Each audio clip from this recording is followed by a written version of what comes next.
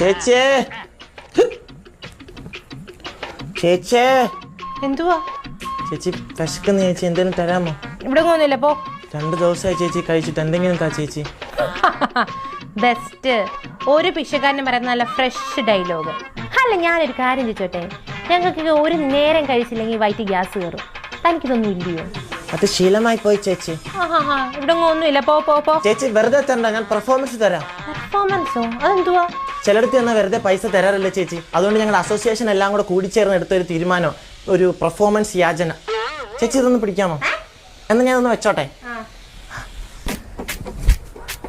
ഏട്ടൻ വന്നില്ലേ, പിഷ എടുക്കാൻ വന്നില്ലേ, എന്നെ നിങ്ങൾക്ക് മനസ്സിലായോ?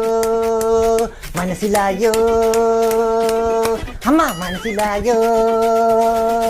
എന്നെ മനസ്സിലായോ?